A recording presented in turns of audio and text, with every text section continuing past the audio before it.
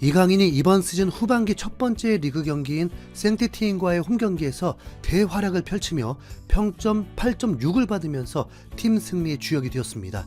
축구에서 대활약이라는 건 최소 멀티골 이상을 넣어야만 가능할 것 같지만 이강인은 골을 넣지 못했는데도 평점 8.6을 받았습니다. 그리고 현지 매체에서도 극찬을 받았는데요. 이강인은 이번 경기에서 오랜만에 미드필더로 출전을 했습니다. 솔직히 직전 경기인 컵대회 결승전에서 윙어로 선발 출전했지만 공격 포인트를 기록하지 못해서 이번 생티티인과의 경기에서는 벤치부터 시작하지 않을까 조심스러운 예측도 있었는데 이강인을 미드필더로 출전시킨 것입니다.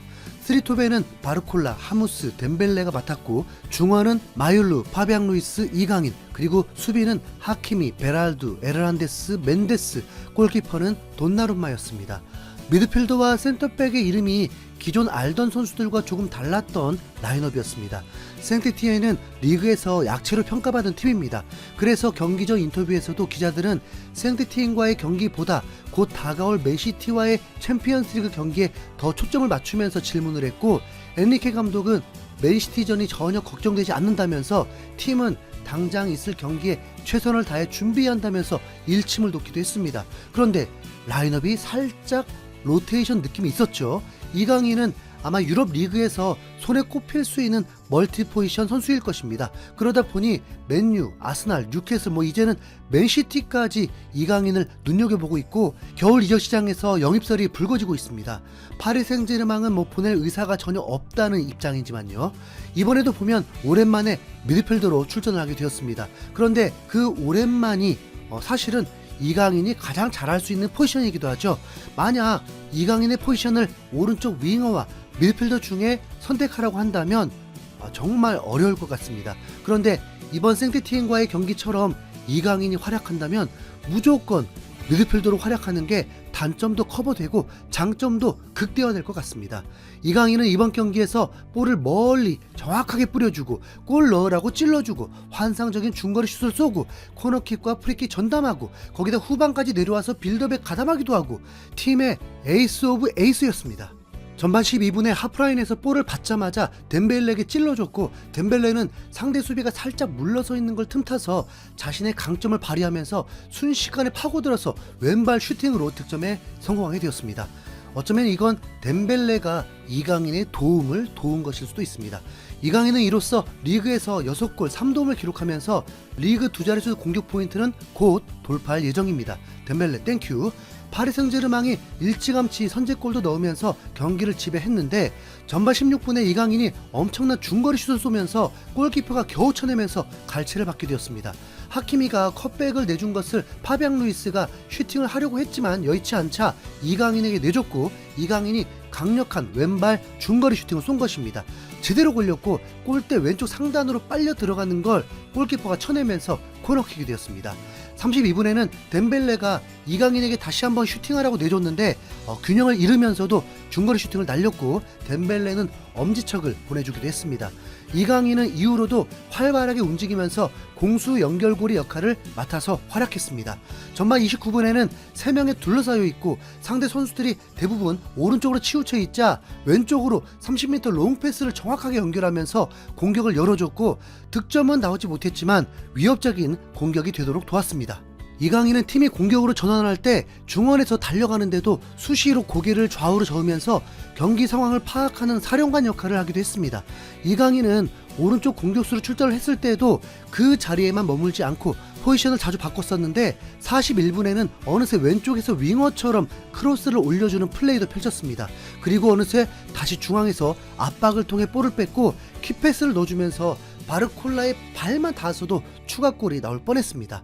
이강인은 이미 후반에 평점 8점대를 기록했고 후반 35분부터는 전술 변화에 따라서 오른쪽 측면 공격수로 위치를 바꿔서 팬텀 드리블을 보여주는 등 지치지 않고 풀타임으로 좋은 활약을 펼쳤습니다. 이강인은 이날 경기에서 볼터치 77회 동안 패스 54회를 시도해서 51회 성공했습니다. 이 가운데 롱패스 7회를 시도해서 전부 성공했고 크로스는 6회 중에 3회 성공했습니다. 또 키패스 7회와 슈팅 2회, 드리블 돌파 성공 2회, 지상볼 경합 승리 6회, 피파울 3회, 가로채기 1회, 태클 1회를 기록하면서 평점이 안 높을 수가 없었습니다. 파리 생제르맹은 이날 승리로 무패 행진을 이어가면서 1위를 굳건히 지키고 있고 승점 차를 7점 차로 늘려놓았습니다. 유럽에서 현재까지 무패팀은 이강인 소속팀인 파리 생제르맹이 유일합니다. 그래도 파리 생제르맹은 안심할 수 없습니다. 언제든 팀이 승점을 쌓지 못하는 일이 벌어질 수 있습니다. 왜냐하면 안정적이지 못하다는 느낌을 계속 받기 때문입니다. 이번 생트티엔과의 경기에서도 막판에 실점을 하면서 자칫 동점을 허용하면서 승점 2점을 날릴 뻔했고 챔피언스리그에서 결과를 못 내고 있기 때문에 리그에서도 강호들에게 덜미를 잡힐 수 있는 거죠. 분명 파리 생제르맹은 올 시즌 득점을 많이 했습니다. 17경기에서 46골이면 미넨 다음으로 경기당 골이 가장 많은 팀입니다. 하지만 이번 경기 기대득점값이 4골이 넘었습니다. 그런데 필드골은 덴벨레 1골밖에 없었죠. 이에 이강인이 경기 인터뷰에서 감독님이 말한 것처럼 우리는 공격과 수비 그리고 마무리 지역에서 계속해서 개선해야 합니다. 그게 가장 중요한 점입니다. 저는 올해를 시작하는 홈경기에서의 승리가 매우 중요하다고 생각합니다. 라면서 경기 소감을 전하기도 했습니다. 덴벨레가 페널티킥 포함해서 2골을 넣었지만 축구 분석 매치에서 평점은 이강인이 가장 높으면서 플레이 오브 더 매치에 선정했습니다. 프랑스 매체 액추풋볼에 따르면 이 한국인 선수는 덴벨레에게 결정적인 어시스트를 기록하면서 생트티엔을 상대로 파리의 경기 운영에서 중요한 역할을 했다. 슈팅으로 연결된 패스 6회와 최종 3분의 1 지역에서 성공한 20개의 패스를 기록하며 뛰어난 경기력을 선보였다. PSG에서의 인상적인 활약 덕분에 이강인은 이날 100점 만점에 97점의 점수를 받았다라고 전했습니다. 이강인의 패스맨만 보더라도 상대팀은 패스가 어디로 갈지 예측 불가가 돼서 혼란스러웠을 것입니다. 현지 팬들은 이 경기 승리보다 5골을 넣었어야 했는데 한 골 차로 이긴 거에 실망하는 코멘트들이 많았습니다. 곳곳에 이강인의 활약을 칭찬하기도 했습니다.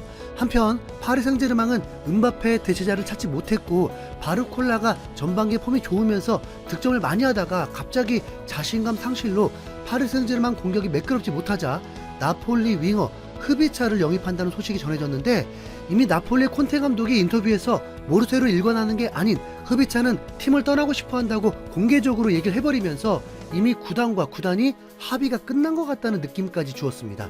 아직 100% 확신으로 흐비차의 행선지가 정해진 건 아닌데 맨유 영입설까지 있었으니까요. 하지만 프랑스 레키프에 따르면 이번 주 안에 파리로 도착할 가능성까지 언급된 상황이라고 전했습니다.